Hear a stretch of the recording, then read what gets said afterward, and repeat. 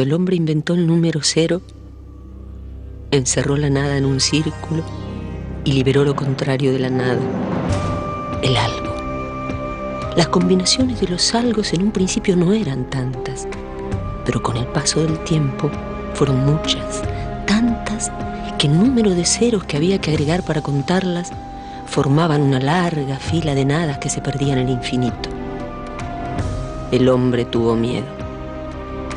Fue entonces que la humanidad se refugió en la certeza. Y la certeza es la negación de la duda. El mundo de la sabiduría muchas veces se enfrenta con el mundo de la inteligencia, como el mundo del pensar se enfrenta con el mundo del sentir, como el mundo del orden se enfrenta con la poesía. Tratemos de sentir la poesía a través de la inteligencia y embarquémonos en esta travesía mágica.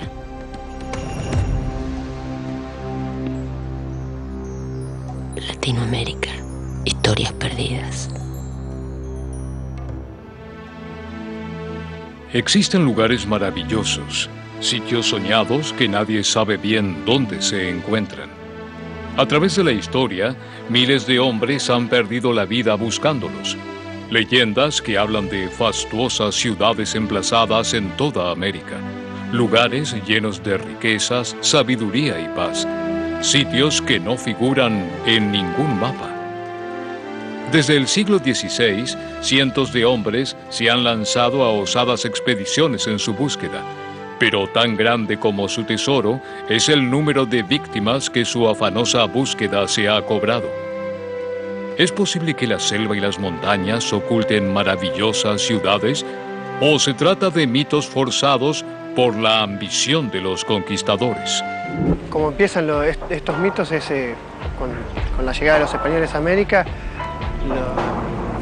Una de las primeras cosas que hacían los españoles era preguntarle a los indígenas si conocían algún lugar donde se conseguía oro. Le mostraban, lo primero que hacían era mostrarle oro y decía, ¿dónde se encuentra esto? De manera tal que llegan acá buscando el oro, buscando la plata, no solo los metales preciosos, las piedras preciosas, y obtener esto con rapidez. Los restos hallados en las expediciones permiten confirmar, al menos en parte, las leyendas.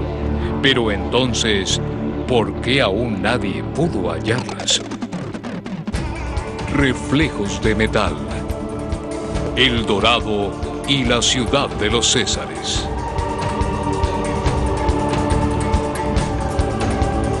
Durante siglos, la ciudad de El Dorado representa la versión más refinada y extrema de la fantasía de los conquistadores europeos.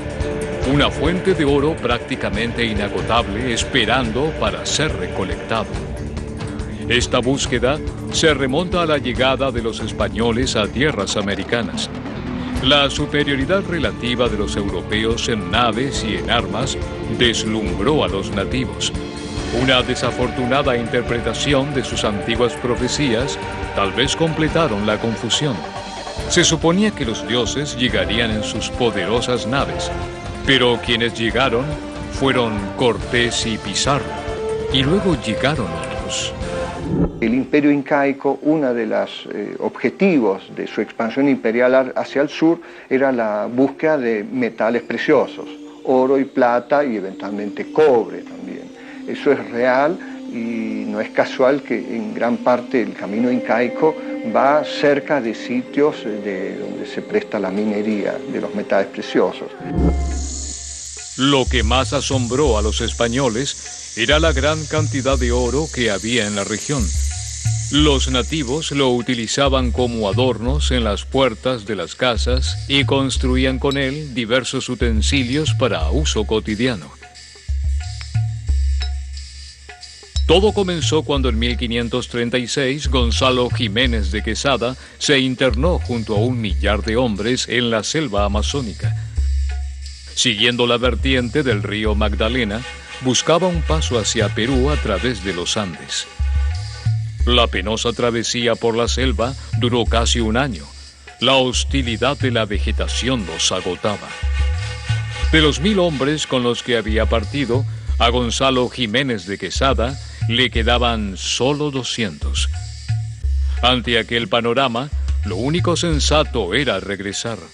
Pero fue entonces que arribaron a su salvación. Los hambrientos conquistadores se encontraron frente a una pacífica aldea en donde las chozas estaban adornadas con artesanías de oro. Habían llegado a la tierra de los chibchas. Los chibchas recibieron cordialmente a los visitantes, pero pronto el huésped se convirtió en invasor. La lucha duró pocos meses. Fácilmente dominó Jiménez de Quesada a los nativos. Los españoles juntaron y robaron todo el oro que pudieron encontrar, pero no les pareció suficiente. Si los chibchas contaban con tantas piezas de oro, entonces debían poseer una prodigiosa mina de la cual lo extraían. Los nativos comenzaron entonces a ser torturados para que revelaran el secreto, pero no había tal secreto. En medio de las torturas, algunos indígenas revelaron el supuesto secreto. Si aquello fue una confesión o fue solo producto del delirio producido por el desesperante dolor, o inclusive un vengativo ardid para conformar y alejar a los españoles, es la gran duda que atraviesa 5 siglos de ambiciosa búsqueda. ¿Decía la verdad aquel hombre? Como fuere, los españoles, hambrientos de oro, le creyeron devotamente. Y así surge el mítico dorado. Decimos el mítico dorado, pero hay que pensar si en términos psicosociales, sociológicos, antropológicos, realmente el dorado es un mito o no pasa de una leyenda. Rápidamente, los conquistadores se dispusieron a partir hacia allí. Muchas veces, en vez de buscar una ciudad, buscaban el Dorado, que era un lugar, la famosa laguna. ¿Cuál era el secreto? Una tierra escondida en las montañas hacia el este, en donde se hallaba el lago Guatavita, era la fuente inagotable de oro y piedras preciosas. Y la noticia se cree que se originó en una costumbre que tenían los indígenas del lugar, que era a uno de sus caciques bañarlo íntegramente en oro. Y se bañaba íntegramente en oro, se pintaba todo completamente y después el cacique se hundía en una laguna. Simultáneamente, otro grupo expedicionario recibía noticias similares sobre la existencia de una tierra pródiga en riquezas. En una época era la laguna, después empezó a crecer que era una ciudad, porque lo que buscaban los españoles siempre era una ciudad, por más que ellos no supieran que por ahí los indígenas de la zona no tenían ciudades o que no podían existir ciudades, ellos buscaban reflejos de su propia civilización, o sea, buscaban una ciudad, que tenía que ser algo parecido a lo de ellos. En 1541, Gonzalo Pizarro, hermano del conquistador del Perú, partió en busca de la mítica ciudad. Estaba interesado, además del oro, en la canela, que supuestamente se hallaba también en abundancia en la región. Pero tras atravesar los Andes y descender a las junglas tropicales, su expedición se hallaba desfalleciente. La expedición nunca hallaría el ansiado oro ni la canela. Sin embargo, se toparían con el río más largo y caudaloso del planeta. Las piezas de oro que se recolectaban en cada sitio conquistado eran siempre una esperanza de estar acercándose a la ciudad de oro. Todo lo recolectado se fundía en lingotes y se enviaba a España. El que venía de Europa aquí a estas tierras esperando hacerse la América, es decir, enriquecerse, tenía pruebas tangibles para esto. La búsqueda de El Dorado se había vuelto una obsesión. Durante 4 décadas, el lago Guatavita fue sistemáticamente saqueado por cada una de las expediciones que llegaba a sus costas. Porque no hay ninguna duda de que había distintos lugares en la América precolombina que cuando llega el conquistador encuentra no solo las referencias, sino los hechos tangibles de donde se obtenía oro, plata y piedras preciosas. Cuando se le pide a los seguidores de Atahualpa que para liberarlo hay que llenar una habitación como esta de piezas de oro y de plata, pero sobre todo de oro. Y esa pieza se llena. Esto obviamente es un aspecto tangible que le hace ver a esos conquistadores que si un grupo de seguidores de un inca puede llenar una habitación de objetos de oro, de objetos preciosos, ¿por qué no podría haber una ciudad que hasta sus cimientos estuvieran hechos con lingotes de oro? La tierra de El Dorado tuvo luego otro supuesto paradero. Para Antonio de Berrío se hallaba efectivamente en un lago enclavado en las montañas. Estaba convencido de que las riquezas provenían de un grupo de incas que habían huido de Pizarro, llevándose consigo gran parte del oro de aquel pueblo. Y sostenía que este grupo había fundado una fabulosa ciudad llamada Manoa, ubicada en Guayana. Berrío intentó 3 veces encontrar Manoa. Las 3 veces fracasó. Por ahí lo que buscaban era oro y minas y eso, pero después cuando ya empezaron a conocer la existencia de lugares como todas las terribles ciudades de los aztecas, de Cusco en sí, y tenían noticia de eso, ya buscaban directamente eso y preguntaban ciudades grandes y todo eso. Y entonces cualquier cosa que los indígenas le decían, ellos lo creían, porque era verosímil en esa época. Le decían que había una ciudad entera de oro y lo creían porque era verosímil en esa época encontrarle. Por eso moría tanta gente buscando esas... y recorrían kilómetros y kilómetros, desiertos, selvas, se morían de hambre, se escapaban, morían bajo los mismos españoles, pero lo seguían buscando porque lo creían fervientemente. La época de la conquista pasó, dejando millones de indios muertos.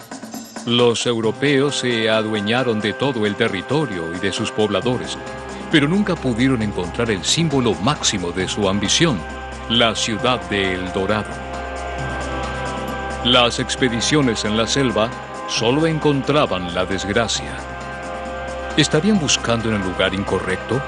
¿O aquello buscado simplemente no existía? El mito, a pesar de las fallidas tentativas, se mantuvo intacto. Estas tentativas finalizaron cuando en 1965 el gobierno colombiano declaró al lago sitio histórico. Las profanaciones al Guatavita habían concluido, pero lo que no concluirían serían las búsquedas del oro infinito por todo el continente, ni tampoco concluirían las tragedias.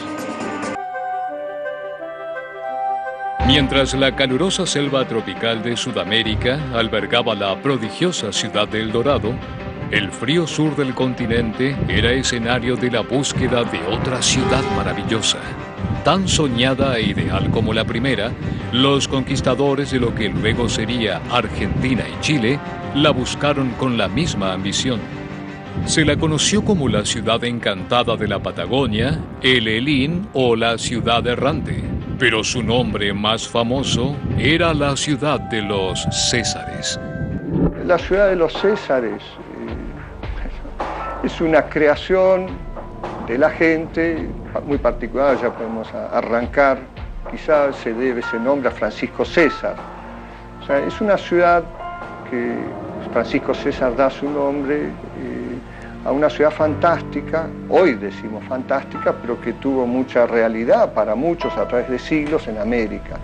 Los indígenas le decían algo de verdad y se iba agrandando con esa leyenda, se iba uniendo otra leyenda, la del famoso rey blanco, el gran Paitití, después otro, que era otro mítico rey también que tenía muchísima plata, y esas leyendas se unieron, por ejemplo, a la de la ciudad de los Césares, que eran todos reflejos que se corrían de boca en boca entre los indígenas y les llegaba a los españoles. Y los españoles mismos por ahí la descubrían un simple soldado y a su capitán se la contaba el doble. Y el capitán la contaba el doble y al rey por ahí le llegaba una descripción terriblemente espectacular. ¿Para qué? Para que el rey autorizara una expedición de 200 soldados en busca de la famosa ciudad. Se suponía que estaba ubicada en algún lugar en medio de los Andes. Según la leyenda, se hallaba oculta en un valle que poseía un clima especial. Mientras en la Patagonia los vientos son tan fuertes como fríos y constantes y el suelo es árido, la ciudad de los Césares poseía una agradable temperatura y su tierra poseía una fertilidad inigualable. Entendemos que hubo expediciones claramente definidas por parte de los españoles, ya asentados en Buenos Aires, buscando una mítica ciudad resplandeciente de oro y plata, donde sus habitantes no sufrían ningún tipo de carencia, donde el tiempo no existía, donde vivían los que la habían fundado a pesar de que tenían mucho tiempo. Existían otras versiones sobre la probable ubicación de la ciudad encantada. Algunos decían que se hallaba en medio de un lago, otros entre la espesura de un bosque, y otros que colindaba con 2 cerros, uno de oro y otro de diamante. Entonces, como había leyenda de que estaba en varios puntos, le empezaron a llamar la ciudad errante. Según Pinuer, según estos testimonios de quienes la habían visto, dice que era una ciudad fortificada con foso y puente levadizo. Cada tanto disparaban cañones y por gente que los había visto se sabía que usaban lanza y puñales, que en sus casas se sentaban en asientos de oro y plata y que llevaban sombreros, camisas, calzones, bombachas y zapatos muy grandes. Por último, dice que los individuos que en esa ciudad vivían eran inmortales. Las descripciones de esta ciudad eran inclusive más fabulosas que las de El Dorado. Se decía que hasta el pavimento de sus calles era de oro, que con el mismo metal se construían los templos y se forraban las paredes de las casas. Los utensilios de cocina eran también del anhelado metal, pero más allá de sus riquezas, la ciudad poseía cualidades extraordinarias. Estos son algunos de los comentarios como que también posteriores hablan de, digamos, que era una ciudad que el que entraba en ella, al dejar esa ciudad, se olvidaba de lo que había vivido dentro de ella y el camino para acceder a esa ciudad. ¿Cuál era el supuesto origen de esta ciudad? ¿De dónde provenía su nombre? Aparentemente, todo comenzó con una expedición del capitán Francisco César. César era un hombre de la compañía de Sebastián Caboto. Tras fundar el fuerte de Sancti Spiritus, Caboto envió a Francisco César al frente de un grupo de 15 soldados a explorar el territorio. Se origina con los relatos de Francisco César, que se pierde en la expedición de Caboto. Francisco César retornó al fuerte Sancti Spiritus 3 meses después de su partida, junto a 7 de sus hombres. Había recorrido más de 1000 kilómetros. Tanto el capitán como sus soldados volvieron fascinados con lo que habían descubierto en su viaje. Todos coincidían en haber encontrado una formidable tierra pletórica de riquezas, oro, plata y piedras preciosas. A veces se presta sospechas. Francisco César cuenta la existencia de esta ciudad supuesta en el juicio que se le hace a Caboto, por haberse desviado y haber entrado en el Río de la Plata en lugar de seguir hacia la zona del Estrecho de Magallanes. Caboto tenía órdenes de pasar por el sur del continente y descubrir el famoso paso que no había encontrado Solís cuando llegó al Río de la Plata. Pero Caboto también había escuchado de las leyendas, de estas leyendas que se conocían sobre la existencia del Gran Rey Blanco y la Sierra de la Plata y todo eso. Y encima, cuando venía antes de llegar al Río de la Plata, en Brasil, encontró unos sobrevivientes de Solís. Estos sobrevivientes le contaron que había una famosa ciudad que estaba lleno de plata, que habían ido incluso algunos de ellos en busca de la ciudad. Y Caboto dijo, no voy nada, en busca del famoso paso, y se metió por el Río de la Plata a buscarla. Él entendía que encontrando esas riquezas, bien podía ser absuelto, digamos, de haberse desviado de su principal misión. Habría sido en honor a su descubridor que el mito tomó su nombre. Pero otros se cuestionan el uso del plural. ¿por qué no se llamó entonces Ciudad de César, por ejemplo? ¿Quiénes eran los Césares?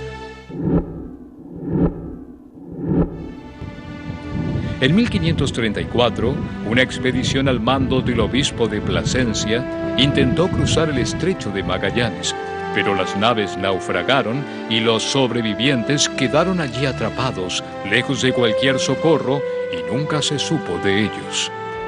La expedición del obispo de Plasencia, que se llamaba Gutiérrez Vargas de Carabajal, que envía 3 naves a la zona del sur, a la zona del estrecho, después del descubrimiento de Magallanes, del estrecho.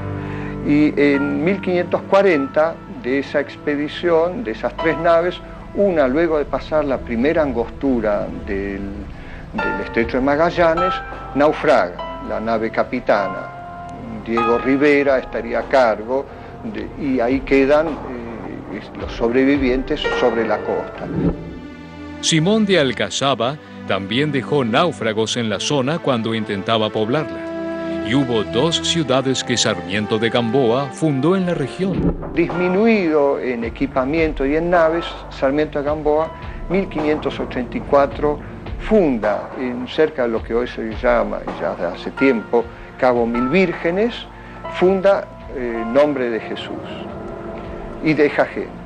Y después él se traslada más al sur, y allí tiene lugar la otra fundación también, en la misma fecha, 1584, de Rey Don Felipe. Esto es hoy día al sur ¿cómo se llama?, de Punta Arenas. Alguno de estos 3 contingentes abandonados en la región, o los 3, habrían emigrado hacia el norte en busca de tierras más cálidas. En 1587 pasa Cavendish, un corsario inglés, y ve ya unos pocos sobrevivientes que fueron realmente abandonados allí en Rey Don Felipe. Más tarde Hawkins también encuentra uno solo ya. Había, incluso pudieron ver gente ajusticiada, se ve que hubo situaciones de tensión muy grande, padecimientos, hambre, ataque de los indígenas, etc. Estos españoles abandonados habrían fundado, en armoniosa comunión con los indios, la fabulosa ciudad de los Césares. Y nosotros la leyenda de los Césares lo aplicamos concretamente a Patagonia. Hay distintas ciudades de los Césares, aquellas que fueron originadas supuestamente a partir de las expediciones en búsqueda del paso, en búsqueda del estrecho de Magallanes, y las primeras fundaciones en el estrecho de Magallanes, donde españoles se habrían perdido, habrían convivido, algunas versiones dicen conviviendo con indígenas, otros dicen no, solamente españoles, creando esta ciudad maravillosa. Estas serían los Césares, entre comillas, más tempranos. Si bien la inagotable cantidad de oro con la que supuestamente estaba construida la ciudad de los Césares era suficiente atractivo para que los conquistadores la buscaran con desesperación, había algo mucho más valioso en ella que el precioso metal dorado. Los hombres de la ciudad de los Césares no envejecían. Algunos lo adjudicaban al clima, otros a una milagrosa característica de la ciudad. Se decía, inclusive, que sus habitantes eran los mismos que la habían fundado, ya que nadie nacía ni moría en la ciudad encantada. Una ciudad fuera del tiempo, un paraíso de riqueza y bienestar, un oasis en la inhóspita montaña. La tentación para los conquistadores era simplemente irresistible.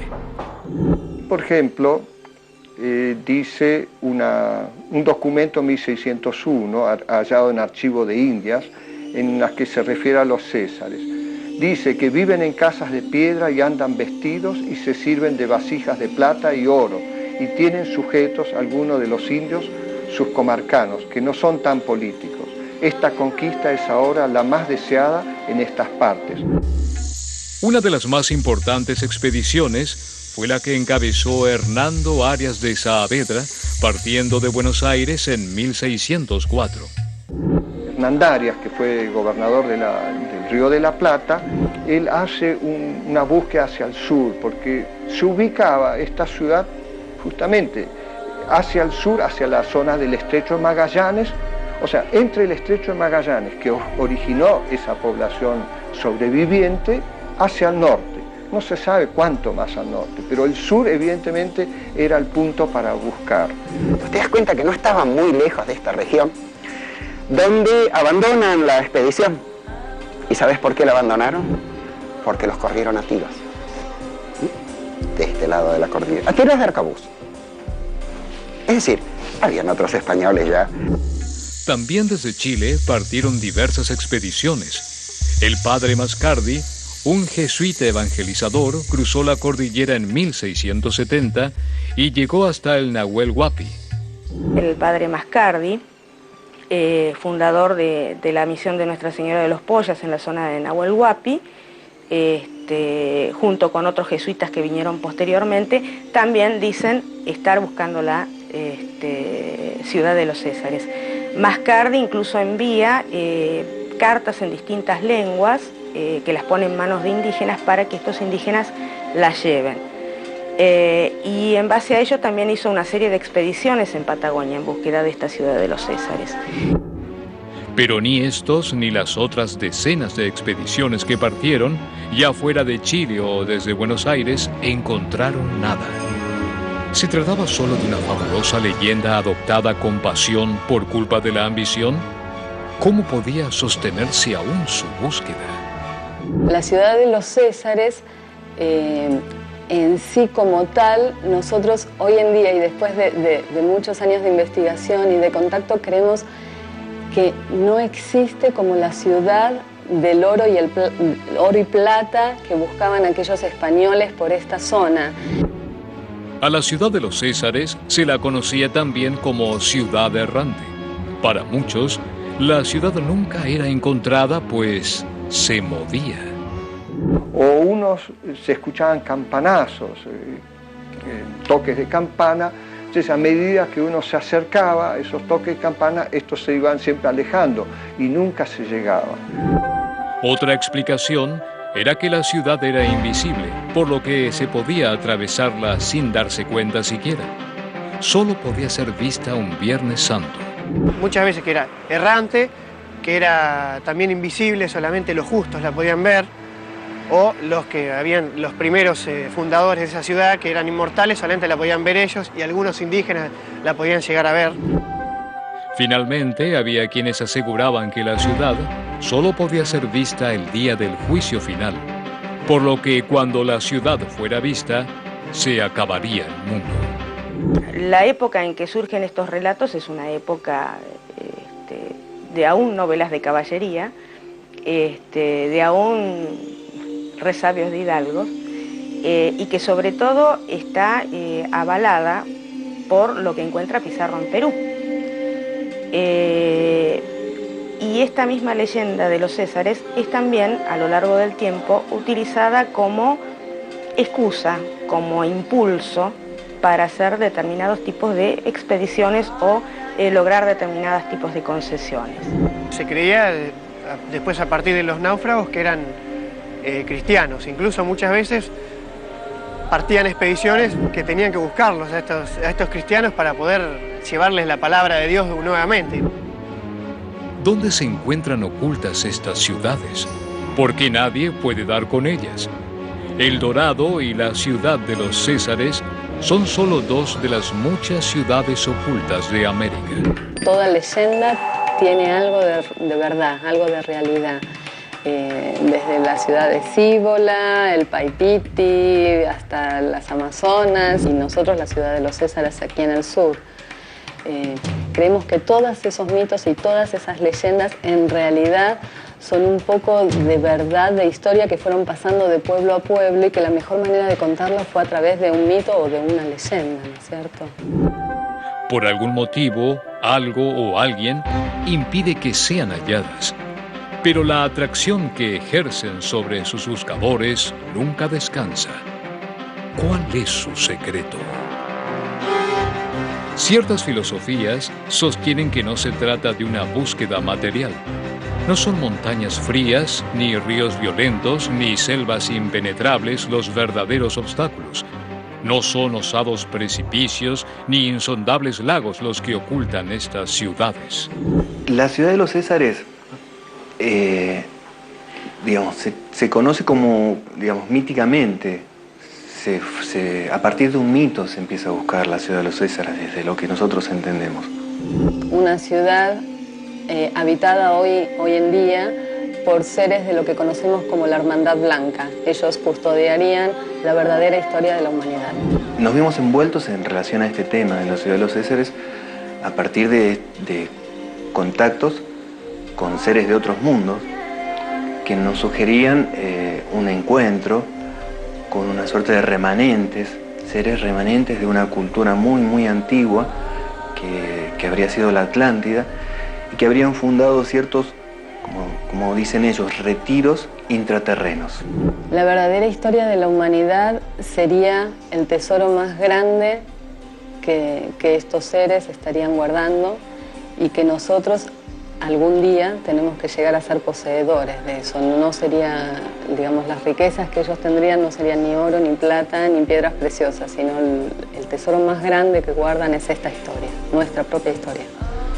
El Dorado y la ciudad de los Césares han sido buscados con ahínco desde hace 5 siglos. Millonarias inversiones frustradas y cientos de vidas perdidas han sido el saldo de su trágica búsqueda. Y aún permanecen allí, escondidas en la selva y en la montaña.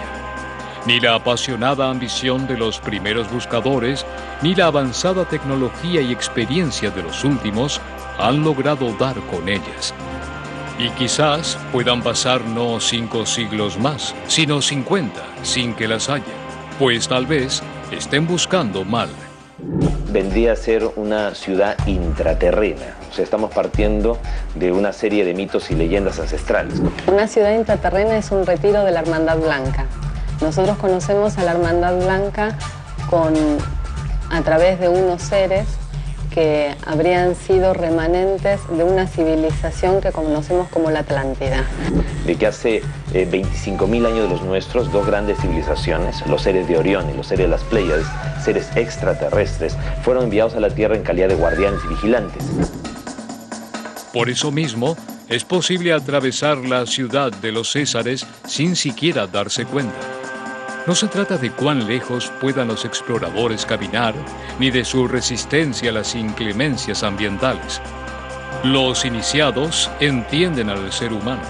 Somos una entidad que posee existencia en 7 dimensiones. Sin embargo, utiliza para vivir las 3 dimensiones espaciales y ya con cierta dificultad para su intuición acepta el tiempo como 4ª dimensión. La elevación espiritual y energética estaría relacionada con una conexión con la totalidad de su potencial.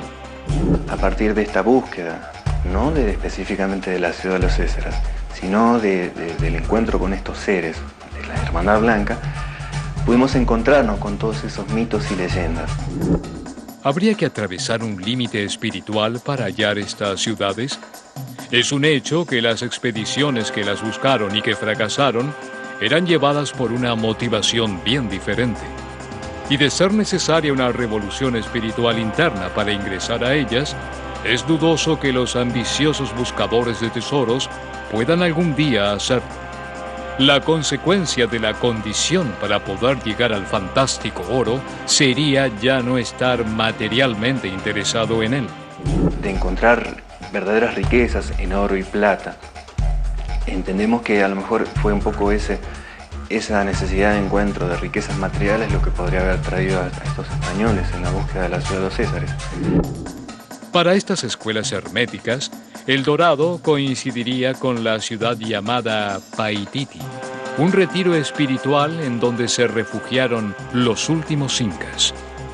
Entonces, todo esto hace de que el imperio de los incas se venga abajo. Entonces, uno de los hermanos de Huáscar y Atahualpa, llamado Choque Auqui, Choque significa dorado, y Auqui príncipe, príncipe dorado, a través de unos túneles y galerías, chincanas, que salen por debajo del templo del Coricancha, el templo mayor de los incas en el Cusco, se fugó con parte de su gente hacia el Paititi, hacia esta ciudad de Cuañachuay, fundada en la selva amazónica, en la selva del Madre de Dios. Y en el camino en la zona de los nevados del Huamanripa y el Huamancaca, dejaron a una parte de su gente.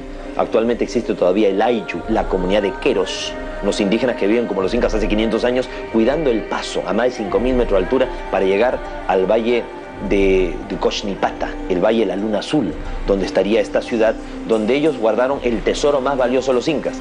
Pero no era el oro. Para los incas el oro era el sudor y las lágrimas del sol, era el conocimiento. Así que quienes están buscando una ciudad de oro están equivocados. Yo creo que el Paititi y el dorado es lo mismo. Sí, de alguna manera Paititi viene del nombre Paiquiquín, que ellos, digamos, los incas le decían Paiquiquín Cosco, parecido al Cusco.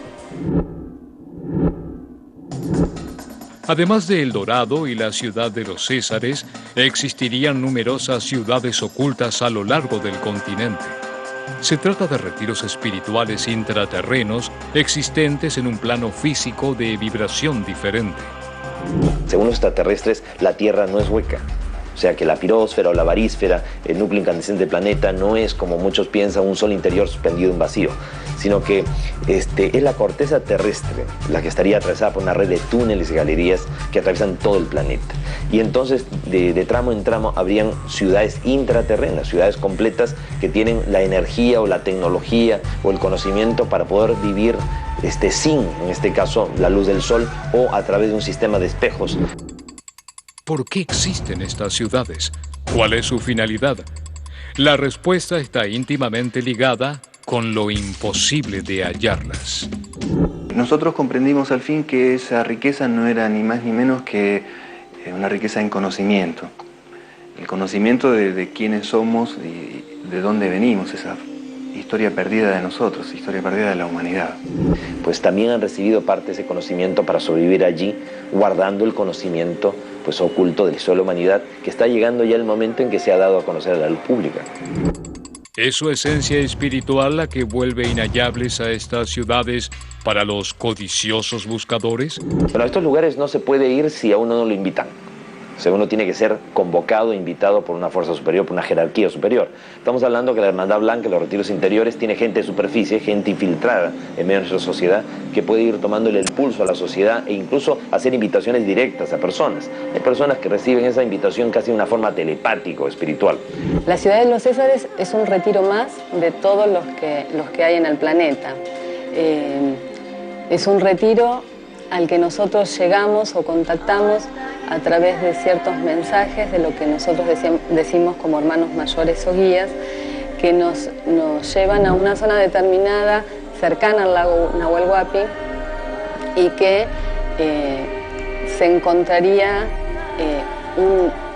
según ellos dijeron, un pedazo muy pequeño de nuestra historia, pero muy importante. Más allá de su significado mítico, la búsqueda de El Dorado y de la ciudad de los Césares tuvo consecuencias políticas claras. Fueron la expresión máxima de la ambición europea que sostuvo toda la conquista de América.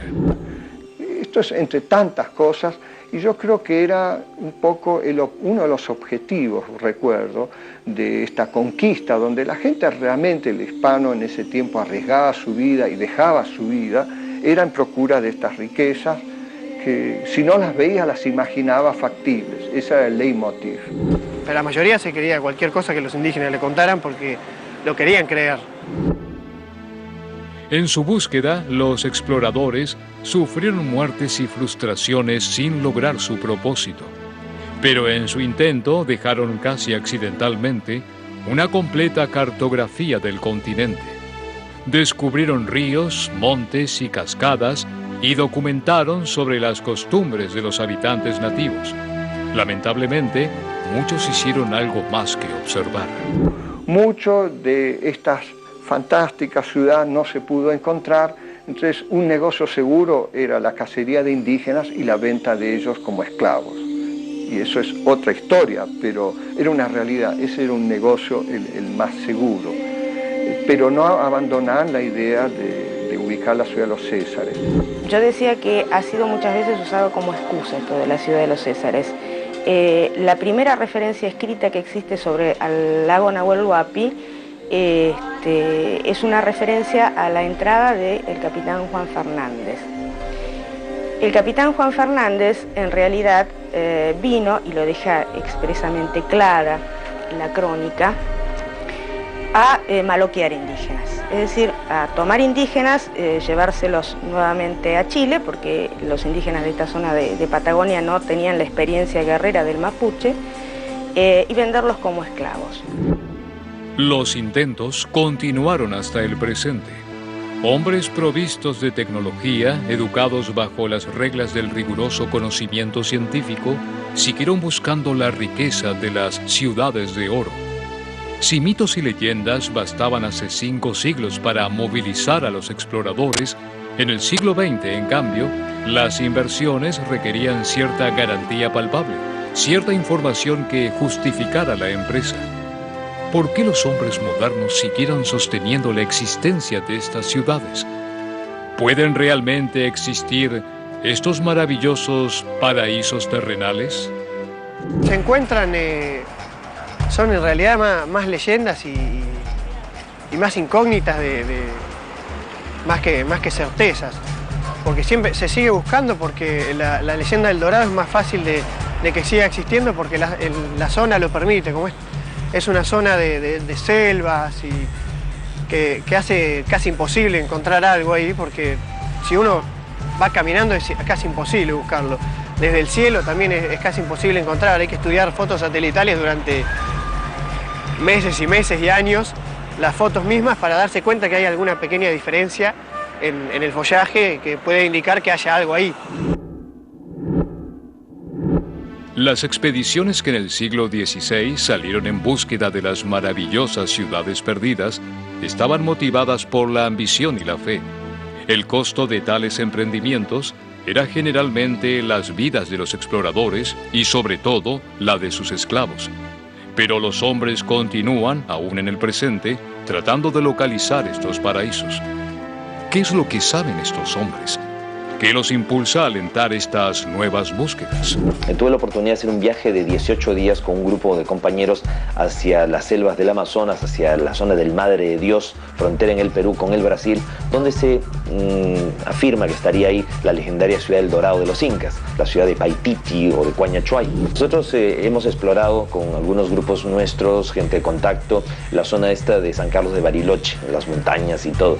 Hemos tenido la oportunidad también de conversar con gente indígena de la zona, hacer, podríamos decir, algún tipo de experiencia de proyección, sino física, astral, mental, hacia ese mundo intraterreno.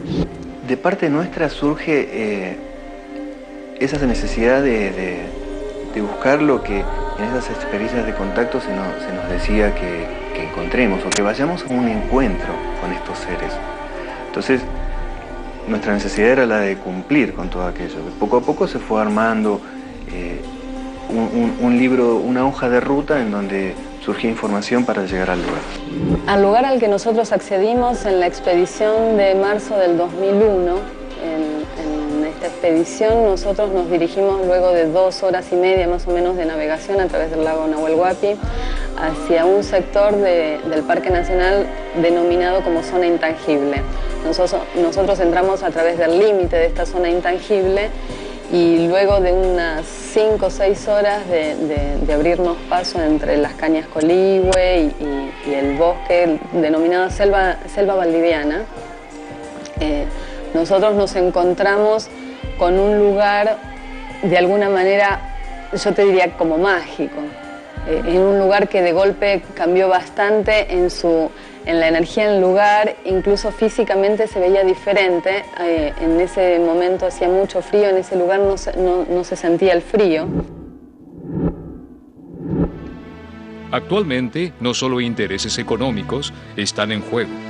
Habiendo pasado el tiempo y convirtiéndose las míticas ciudades en parte de la historia del continente, existe también un interés arqueológico e histórico en ellas. Se trata en primer lugar de recuperar el pasado y poner en su lugar la historia. Se trata de cerrar un mito sangriento, pero se trata también de rescatar las creencias, de llegar al final del arco iris. Las ciudades perdidas no son otra cosa que la ilusión de un mundo sorprendente, lleno de maravillas que el hombre nunca vio, pero que siempre las soñó.